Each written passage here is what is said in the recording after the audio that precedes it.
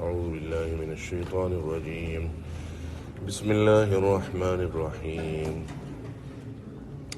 قد أفلح المؤمنون الذين هم في صلاتهم خاشعون والذين هم عن اللغو معرضون والذين هم للزكاة فاعلون. مسند احمد کے اندر حضرت عمر خطاب رضی اللہ عنہ سے روایت ہے کہ وہ کہتے ہیں کہ ہم آپ صلی اللہ علیہ وسلم کے پاس بیٹھے ہوئے ہوتے تھے اور آپ صلی اللہ علیہ وسلم پر وحی اترتی تھی تو ہم کو وحی کی آواز ایسے آتی تھی جیسے شہد کی مکھی کی بنبناہٹ کی آواز ہوتی ہے. تو ایک دفعہ ہم نے سوچا کہ ہم اور قریب ہو کر اس وحی کی آواز کو سنتے ہیں. جب ہم قریب ہوئے تو آپ صلی اللہ علیہ وسلم پر وحی اترنے لگی تو ہم نے اس شہد کی بنبناہٹ کی آواز کو اور قریب سے سنا. اس کے بعد جب وحی ختم ہوئی تو آپ صلی اللہ علیہ وسلم نے فرمایا اللہم زدنا ولا تنقصنا، اے اللہ تو زیادہ فرما اور کمی مت فرما. وَأَكْرِمْنَا وَلَا تُهِنَّا، اور ہم کو عزت دے اور ہمیں ذلیل مت نہ فرما. وَآثِرْنَا وَلَا تُؤْثِرْ عَلَيْنَا، اور ہمیں دوسروں پر ترجیح دے اور تو دوسروں پر ہمیں ترجیح دے اور ہم کو دوسروں کو ہم پر ترجیح نہ دے اور ہمیں دوسروں پر ترجیح نصیب فرما. وَآتِنَا وَلَا تَحْرِمْنَا، اور اے اللہ تو ہمیں دے دے اور ہمیں محروم نہ فرما. وَآثِرْنَا وَلَا تُؤْثِرْ عَلَيْنَا. یہ دعا آپ صلی اللہ علیہ وسلم نے بتائی کہ یہ دعا آپ صلی اللہ علیہ وسلم مانگ رہے تھے. اور سورۃ المومنون کی اس وقت یہ 10 آیتیں جو آپ کے سامنے کھلی ہوئی ہیں یہ تلاوت کی. یہ 10 آیتیں گویا یوں سمجھیے کہ بعض علماء کے نزدیک اگر قرآن مجید کی یہی 10 آیتیں نازل ہو جاتی تو انسان کی فلاح اور بہبود اور صراط مستقیم کی ڈگر پر لانے کے لیے یہ آیتیں ہی کافی ہیں، جس کی ابتدا ایمان والوں کی کامیابی اور ایمان والوں کی بامراد کامیابی کی اعلان سے ہو رہا ہے. جس طرح مؤذن صاحب اذان کے اندر آواز لگاتے ہیں کہ حی علی الفلاح، آ جاؤ کامیابی کی طرف، حی علی الصلاح، آ جاؤ نماز کی طرف، اسی طریقے سے یہ اللہ کی منادی اور ندا ہے قد افلح المؤمنون، کہ کامیاب ہو گئے ایمان والے. اور اس کامیابی کے اوپر لفظ قد لگایا جو تحقیق کے معنی دیتا ہے. اور جب لفظ قد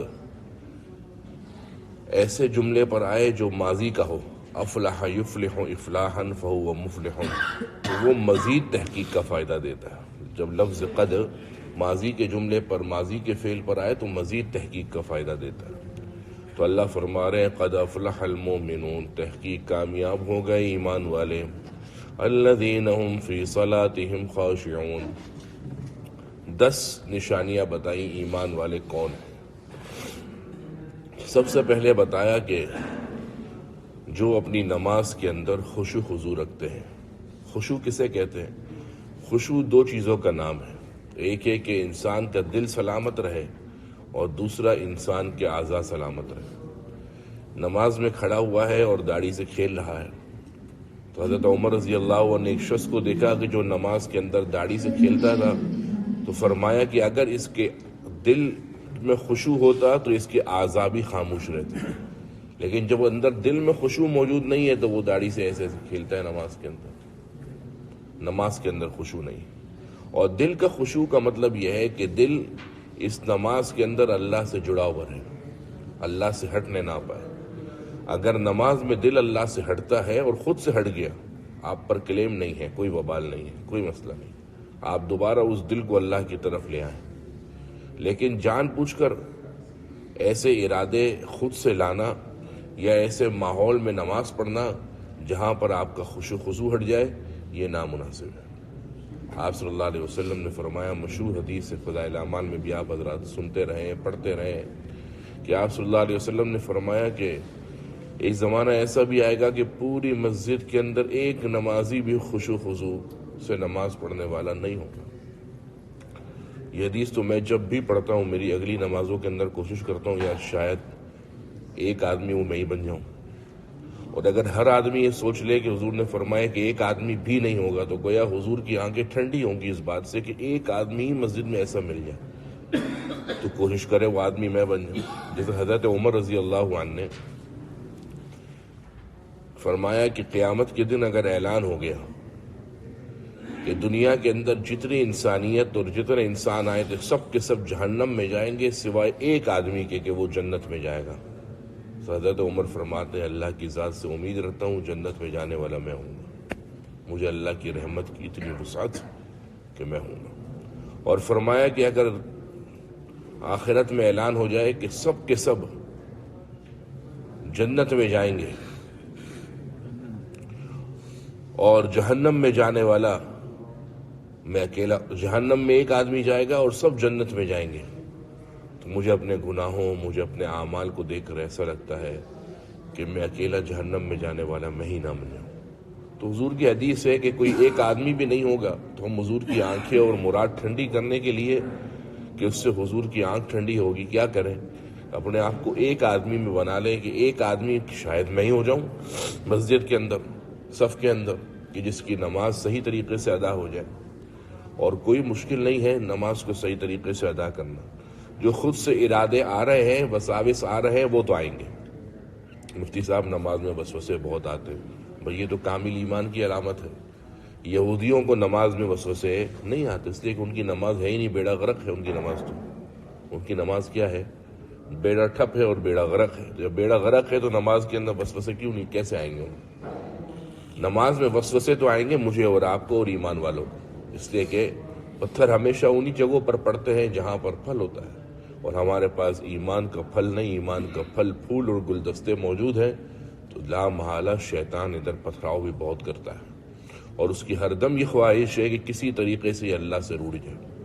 لیکن افسوس کے ساتھ کہ ہم اللہ اکبر کہہ کے نماز میں چلے جاتے ہیں اور نماز سے نکلتے اس وقت ہے جب امام صاحب السلام علیکم ورحمۃ اللہ کہتے ہیں، تو نماز میں خشوع نہیں رہا۔ نماز میں ہی سوچ رہے ہیں کس سے کتنے پیسے لینے ہیں، کس کو کتنے دینے ہیں۔ نماز میں سوچ رہے ہیں حاجیانی نے کہا تھا یہ سودا لے کر آنا، میں تو بھول گیا ہوں، ابھی لینے جانا ہے۔ سب نماز کے اندر سوچنے کی ترتیب بنا لی کہ بس کیا کرنا ہے، سب نماز کا سوچنا۔ بھئی نماز سوچنے کی جگہ نہیں، لہذا طریقہ یہ ہو کہ فجر، مغرب اور عشاء، یہ تین نمازیں، فجر، مغرب اور عشاء، اس کے اندر تو امام تلاوت کرتا ہے۔ اس کے اندر کم سے کم یہ کر لیں کہ امام کی تلاوت کے ساتھ دماغ مضبوط لگا لیں کہ امام جو تلاوت کر رہا ہے اس کے ساتھ اس کو غور سے سن لیں، یہ بالکل خشوع ہے کم درجے کا۔ اور اس تلاوت کے دوران بھی اگر آپ یہ سوچیں ہاتھ باندھ کر کہ میرا اللہ میری تمام حرکات و سکنات کو دیکھ رہا ہے، یہ اعلیٰ درجے کا خشوع ہے۔ اب رہی بات ظہر اور عصر، جس کے اندر اکثر لوگوں کو تکلیف ہوتی ہے کہ اس کے اندر اکثر دل ادھر ادھر ہو جاتا ہے، آدمی کو یاد نہیں رہتا، تو اس کا طریقہ یہ ہے کہ دیکھیں عبادت کی دو قسمیں ہیں۔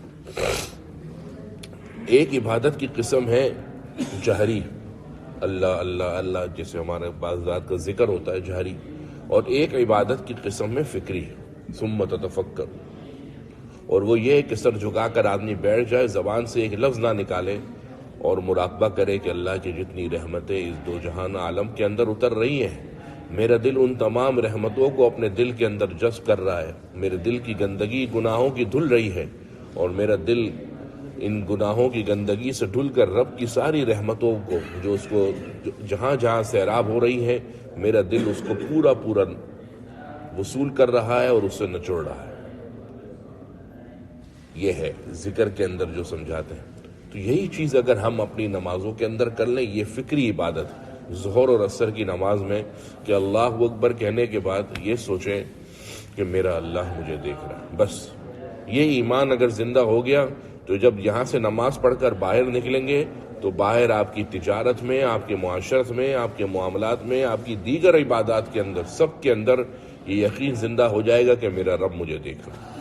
اور اگر نماز کو صرف خانہ پوری کے لیے پڑھا، عادت کے لیے پڑھا، پھر میں نے آپ کو بھی چند دن پہلے مثال دی تھی کہ ایک جگہ پر اپنی مثال، ذاتی مثال دی تھی بطور تجربہ، کہ ایک جگہ پر نماز پڑھی، وہاں پر امام صاحب سجدے سے اٹھ کر تھوڑا زیادہ ٹھہر جاتے تھے، تو ہماری ایسی آٹومیٹکلی ہم آٹو پائلٹ کے اوپر ہو گئے ہیں، ایسی عادت بن گئی ہے کہ امام صاحب زیادہ ٹھہر جاتے ہیں تو خود سے چلے جانے کی کوشش کرتے ہیں، اس لیے کہ عادت بن گئی ہے، آٹو پائلٹ پر ہو گئے، امام کے اللہ اکبر کا انتظار ہی نہیں ہے۔ تو نماز عادت نہیں ہے، نماز عبادت ہے۔ نماز کھانا پوری نہیں ہے، نماز رب سے تعلق اور قرب پیدا کرنے کا اعلیٰ ترین درجہ اور طریقہ ہے، لیکن اس وقت ملے گا الذین هم فی صلاتہم خاشعون، جو اپنی نمازوں میں خشوع خضوع رکھیں۔ نمبر 2، والذین هم عن اللغو معرضون، فضول باتوں سے پرہیز کرنے والے ہیں۔ فضول باتوں سے آپ صلی اللہ علیہ وسلم نے فرمایا من حسن اسلام المرء ترکہ ما لا یعنی، بہترین مسلمان کی خوبی یہ ہے کہ جو چیز لا یعنی ہو چھوڑ دے۔ اور لا یعنی کا مطلب یہ ہے کہ اس کے اگر جسم کا کوئی فائدہ ہے کرے، اس کے دماغ کا فائدہ ہے کرے، اس کی صحت کا فائدہ ہے کرے، اس کی آخرت کا فائدہ ہے کرے، لیکن جس چیز میں کوئی فائدہ ہی نہیں ہے وہ کام چھوڑ دے۔ فضول میں بیٹھے گپ شپ لگائیے، آپ نے اپنا دل خوش کرنے کے لیے 15 منٹ لگا لو، 20 منٹ لگا لو، 25 منٹ لگا لو، آدھے گھنٹے کے بعد کفارہ مجلس کی دعا پڑھی اور کھڑے ہو گئے، بس آدھا گھنٹہ بہت ہے۔ اور اسی مجلس کو آپ 3 گھنٹے روزانہ لگا کر بیٹھ جاؤ، ترکہ ما لا یعنی، یہ اچھا مسلمان نہیں۔ مسلمان اپنے وقت دیے ہوئے وقت کو امانت سمجھتا ہے، اس کو پتہ ہے قیامت کے دن پوچھا جائے گا عن عمری فیما افنا، 5 سوال جو قیامت کے دن ہے اس میں پہلا سوال ہے عمر کہاں گزاری بھائی؟ آپ کو 31 سال کی عمر دنیا کے اندر دی تھی، ان 31 سالوں میں کیا کیا بتاؤ تو صحیح، کیا سرمایہ جمع کیا ہے؟ بعد میں دیکھیں گے کہ قبولیت قبول ہوتا ہے نہیں ہوتا، اس کے اندر تمہاری نیت کیا تھی، تمہاری نیت حاجی صاحب بننے کی تھی، چودھری بننے کی تھی، یا کیا تھی؟ وہ تو بعد کی بات ہے نا، پہلے لاؤ تو صحیح، کھرے کھوٹے کا حساب تو بعد میں کریں گے، پہلے دکھاؤ تو صحیح ہے کیا۔ جب عمر کے حصے کے اندر کچھ ملے، سرمایہ جمع نہیں ہوا، تو قیامت کو اللہ کو منہ کیا دکھائے گا؟ تو مسلمان اپنے اوقات کے معاملے میں بڑا حساس طبیعت کا مالک ہوتا ہے۔ یہی وجہ ہے کہ جتنے بڑے اللہ والے ہیں وہ اپنے اوقات کی بڑی قدر کرتے ہیں۔ عمر ہو رہی ہے عمر ہو رہی ہے مثل برف کم، رفتہ رفتہ چپکے چپکے دم بدم، وقت تو گزر رہا ہے، اور قیامت کی علامت ہے کہ سال ایسے گزریں گے جیسے مہینے، اور مہینے ایسے گزریں گے جیسے ہفتے، اور ہفتے ایسے گزریں گے جیسے دن۔ کل سال پورا ہو گیا 2021 کا، 1 سال پورا ہو گیا، ہر جس بندے کے منہ سے سنیں گے وہ کہے گا یار اتنی جلدی پورا ہو گیا۔ قیامت کی نشانی ہے، وقت کی بے برکتی ہے، اور وقت کا غلط استعمال ان بے برکتی کے مراحل کی طرف لے کر جا رہا ہے، کیونکہ وقت کا استعمال ہم صحیح نہیں کر رہے۔ سوشل میڈیا کے اوپر ایک صاحب ہمیں کہنے لگے کہ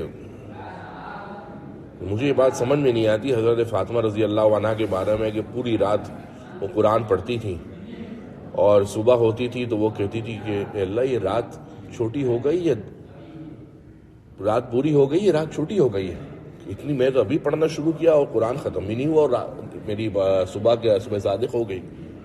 تو میں نے کہا اس میں آپ کو اعتراض کیا، بولا ایسے کیسے ہوتا ہے کہ پوری رات انسان کھڑا رہے قرآن پڑھے؟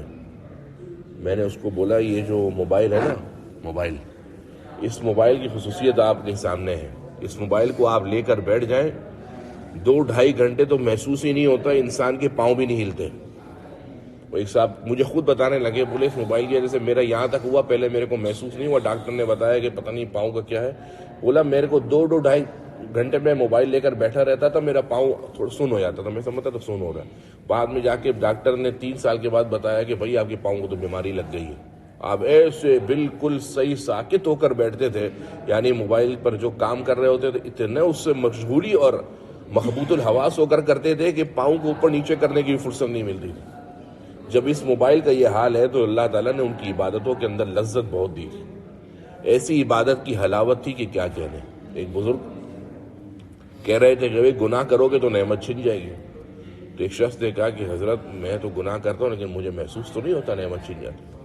تو بزرگ نے فرمایا کہ عبادت کرنے میں حلاوت محسوس ہوتی ہے، مزہ آتا ہے؟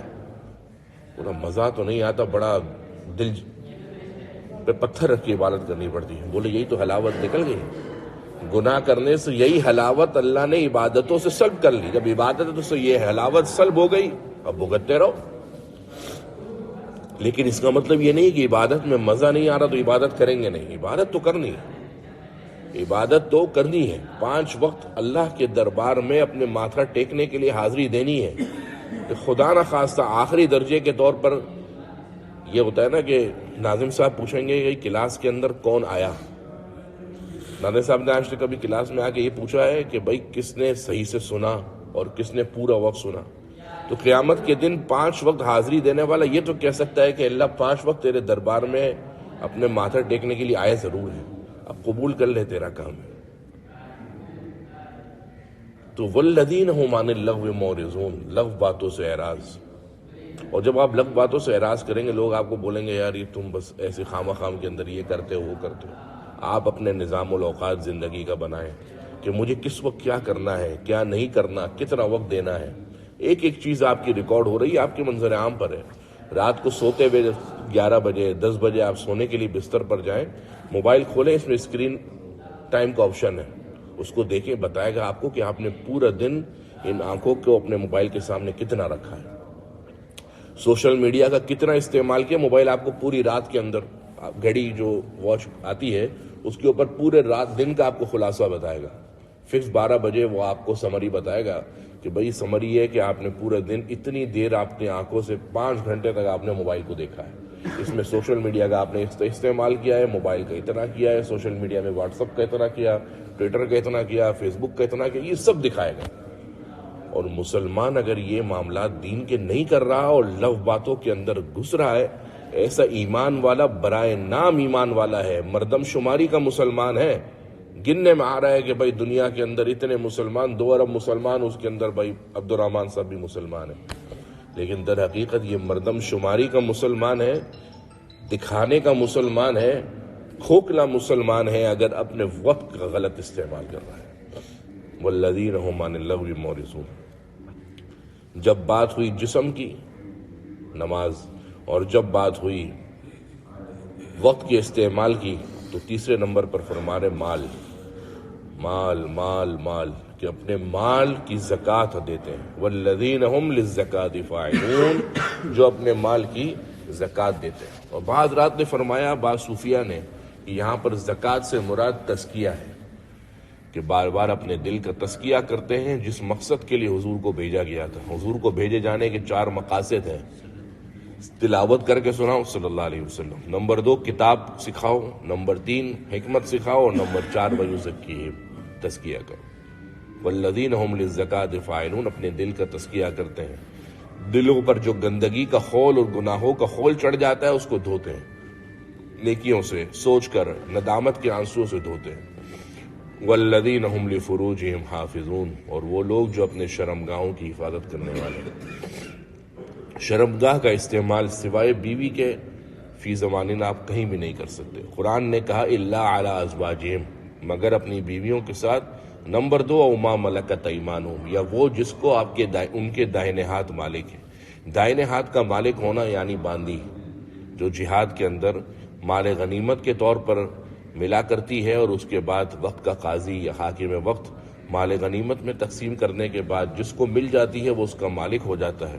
سوائے ان 2 جگہوں کے کہیں بھی استعمال انسان اپنی شہوت کا نہیں کر سکتا۔ حضور صلی اللہ علیہ وسلم کے زمانے میں ہی نہیں بلکہ اس کے کافی عرصے بعد تک باندیوں کا تصور تھا، اور جو ملحدین باندی کے تصور کو غلط سمجھتے ہیں وہ سراسر فضول ہے۔ اور اب چونکہ وقت نہیں ہے اور جہاد کا وہ میدان اب گرم نہیں ہوتا، تو اس لیے باندیوں کا تسلسل ختم ہو گیا۔ اب صرف انسان کو اپنی شہوت پوری کرنے کی اجازت اپنی بیوی کے ساتھ ہے، اور اس کے علاوہ نہیں۔ الا علی ازواجہم، مگر اپنی بیویوں پر، او ما ملکت ایمانہم، یا وہاں جہاں ان کے دائیں ہاتھ مالک ہیں، فإنہم غیر ملومین، سو ان کی ملامت نہیں کی جائے گی۔ ان جگہوں پر اگر شہوت کا استعمال کیا تو کوئی ملامت نہیں ہے۔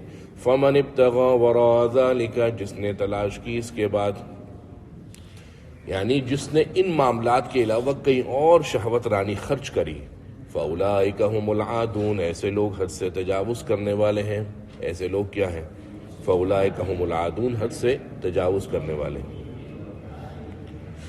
ایک صحابی کے بارے میں ہے کہ وہ آپ صلی اللہ علیہ وسلم کے زمانے کا ہی تذکرہ ہے کہ وہ اپنی بیوی کے پاس سے اجازت لے کر دیکھا کہ بیوی سو گئی ہے، رات میں باندی کے پاس چلے گئے، اور رات میں جب باندی کے پاس گئے اور باندی سے اپنی ضرورت سے فارغ ہوئے تو باہر آئے تو دیکھا سامنے ان کی بیوی چھری لے کر کھڑی ہے اور کہہ رہی ہے میں تیرے کو ذبح کر دوں گی۔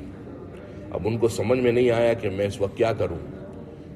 بیوی کو کہا کہ بھائی میں تو کچھ ایسا کر کے نہیں نکلا. تو بیوی نے کہا اچھا اگر ایسا ہے تو قرآن پڑھو. اب جنبی جنابت کی حالت میں تھے، قرآن کیسے پڑھیں؟ اچانک ان کے دل میں کچھ اشعار آئے، انہوں نے بیوی کو پڑھ کے سنایا. اتانا رسول اللہ یتلو کتابہ ونورہ من الفجر ساطع کما لا شریعت بہمتا وسجاجتا. بڑے مشہور اشعار ہیں.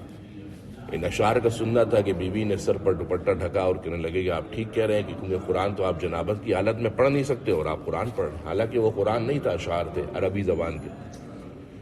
صبح آپ صلی اللہ علیہ وسلم کی خدمت میں یہ صحابی گئے اور آپ کو واقعہ سنایا کہ اس قسم کا واقعہ میرے ساتھ رات میں ہوا.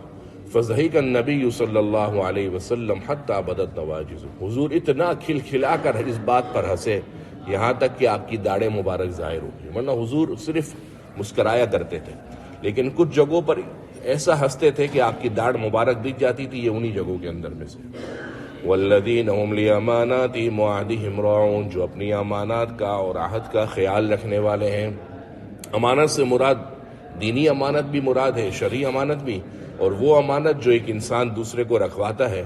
اور تو ایسا شخص امانت کو ضائع کر دے یا امانت کے اندر خرچ کر لے، یہ امانت کا غلط استعمال ہے. اگر امانت کسی نے آپ کو پیسوں کی صورت میں دی ہے اور آپ کہتے ہیں کہ یار میں اس کو استعمال کر لوں گا، تو پھر وہ امانت نہیں بلکہ قرض ہو جاتا ہے. پھر وہ امانت نہیں بلکہ امانت کو آپ استعمال نہیں کر سکتے. ہاں اگر سامنے والا اجازت دے تو آپ امانت کو استعمال پھر کر سکتے ہیں، لیکن یاد رہے کہ وہ امانت نہیں رہے گی بلکہ ادھار بن جائے گا. کیوں؟ اس کا ثمرہ کیسے ظاہر ہوگا؟ اس کا پھل اس طرح ظاہر ہوگا کہ خدا نہ خواستہ اگر وہ چیز آپ کی پیسے ضائع ہو جاتے ہیں تو پھر مفتی صاحب یہ فتویٰ نہیں دیں گے کہ آپ سے خود ہلاک کیا ہے جان بوجھ کر یہ ہو گئی ہے، کیونکہ امانت میں تو یہ حکم ہے کہ اگر جان بوجھ کر کیے تو ضمان دیں گے، اور اگر جان بوجھ کر نہیں غلطی سے ہو گئی تو ضمان نہیں ہے. چونکہ یہاں پر ادھار ہے، یہ کیا بن گیا تھا؟ ادھار بن گیا تھا. تو یہاں پر آپ نے چاہے خود سے ہلاک کر دیا یا ہو گیا ہلاک، دونوں صورتوں کے اندر آپ پر ضمان ہے. والذین هم لاماناتہم وعہدہم راعون. اور عہد سے بھی وہی مراد ہے. ایک عہد تو اللہ نے جو اپنے بندوں سے لیا تھا کہ قیامت کے دن کہ دنیا کے اندر جا کر تم میری مانو گے، وہ عہد بھی مراد ہے. اور وہ عہد جو انسان آپس میں کرتا ہے. چنانچہ منافقین کی نشانیوں میں سے ایک نشانی آیت المنافق ثلاث. منافق کی 3 نشانی: اذا حدث کذب، جب بولے جھوٹ بولے، وَإِذَا وَعَدَ أَخْلَفَ، جب وعدہ کرے تو خلاف ورزی کرے، وَإِذَا اؤْتُمِنَ خَانَ، اس کے پاس امانت رکھوائی جائے تو وہ خیانت کرے. وَالَّذِينَ هُمْ عَلَىٰ صَلَوَاتِهِمْ يُحَافِظُونَ. اور جو اپنی نمازوں پر پابندی کرتے ہیں. یہ نہیں کہ جب دل چاہا پڑھ لی، جس دن سردی زیادہ لگی اس دن دبک گئے، جس دن گرمی زیادہ ہوئی اس دن اے سی کے اندر پڑھنا چاہا تو جماعت سے نماز چھوڑ دی. نہیں، ان کی نمازوں کے اندر محافظت ہے، مواظبت ہے، مداومت ہے، ہمیشگی ہے، پابندی ہے. اچھے وضو کے ساتھ، تکبیر اولیٰ کے ساتھ، جماعت کے ساتھ، بڑی محلے کی مسجد کے اندر شرکت، یہ نماز کی پابندی ہے. چنانچہ جو شخص اور جو مسلمان ان شرائط پر عمل کرے گا، اللہ فرما رہے اولئک هم الوارثون، ایسے لوگ وہ وارث ہیں، الذین یرثون الفردوس، جو جنت الفردوس کے وارث بنیں گے، ہم فیہا خالدون، اور وہ اس کے اندر ہمیشہ رہیں گے. وَلَقَدْ خَلَقْنَا الْإِنسَانَ مِنْ سُلَالَةٍ مِّن طِينٍ، ہم نے انسان کو بنایا چنی ہوئی مٹی سے. ثُمَّ جَعَلْنَاهُ نُطْفَةً، پھر ہم نے اس کو رکھا نطفہ، فی قرار مکین، ٹھہرنے والی جگہ میں. یعنی یہ نطفہ پہلے باپ کی پیٹھ میں اور باپ کی پیٹھ کے بعد ماں کے رحم میں ٹھہرتا ہے. ثُمَّ خَلَقْنَا النُّطْفَةَ عَلَقَةً، سب کے اندر سما آ رہا ہے، سما کہ پھر، اور سما کا لفظ آتا ہے تراخی کے لیے. ہر 40 دن کے بعد اس نطفے کی کیفیت تبدیل ہوتی ہے. سب سے پہلے بنتا ہے علقہ، یعنی خون کا لوتھڑا. فَخَلَقْنَا الْعَلَقَةَ مُضْغَةً، پھر علقہ بنتا ہے کیا؟ خون کا لوتھڑا بنتا ہے مضغہ، گوشت کی بوٹی. فَخَلَقْنَا الْمُضْغَةَ عِظَامًا، اور اس نرم گوشت کے اوپر پتہ نہیں کیا ایسی فیکٹری اور نظام ہے، کارخانہ قدرت ہے کہ اس گوشت کی بوٹی کے اوپر ہڈیاں، اس گوشت کی بوٹی کے اوپر، نرم گوشت کی بوٹی کے اوپر سخت ہڈیاں. آگے اور پھر عجیب کارخانہ قدرت، کیا فیکٹری ہے کہ فَكَسَوْنَا الْعِظَامَ لَحْمًا، ان گوشت، اس ہڈیوں کے اوپر ہم چڑھا دیتے ہیں گوشت کی چادر. کچھ نہیں سے بنایا نطفہ، نطفہ سے بنایا خون کا لوتھڑا، خون کے لوتھڑے سے بنایا گوشت، گوشت کے اوپر ہڈیاں، ہڈیوں کے اوپر دوبارہ گوشت کی بہترین چادر. اور یہ سب بن کر رہا ہے کورنگی کے کارخانے میں یا اورنگی میں یا سائڈ ایریا میں؟ نہیں، 3 اندھیروں کے اندر بن رہا ہے.